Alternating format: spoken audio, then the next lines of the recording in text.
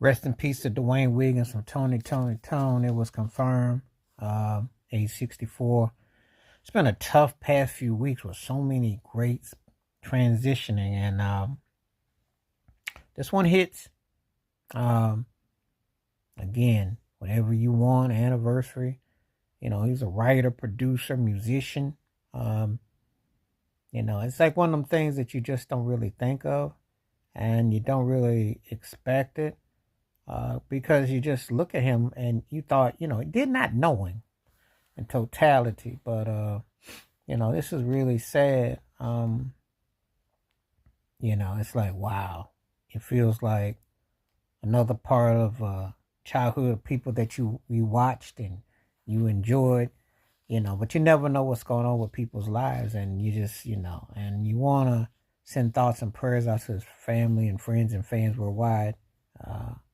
Brother, of course, Raphael and the others. You just don't know. Um, he hadn't been well for some time. But his musical contributions will not be forgotten.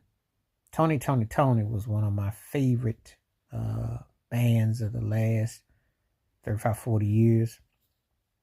And I always like bumping to their grooves, bumping to their songs. And Dwayne Wiggins, I remember I did buy that. I bought that CD. It came out back in '99.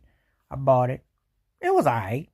He was more what I call a cat that was more, to me, better behind the scenes, but he could play. He definitely could play. He could groove. And one of those cats that, he had a hand in quite a few things. He had a hand in helping Destiny's Child get their rise. He had a hand in some projects.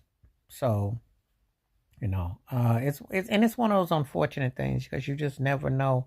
Life is so uncertain, and thinking about that was a band that I always thought their albums kept getting better and better.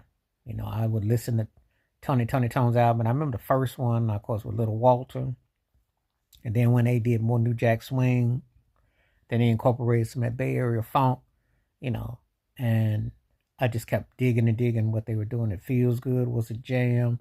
That was played at the clubs all the time. Never Rains in Southern California. Love that song a lot. Then they just kept getting better. Sons of Soul, which I wore out back in 93, 94. That was one of my bumping albums. And they just kept going, Like the song Annie Mae, love the horns, love the licks on that. And Dwayne was, one of those cats that you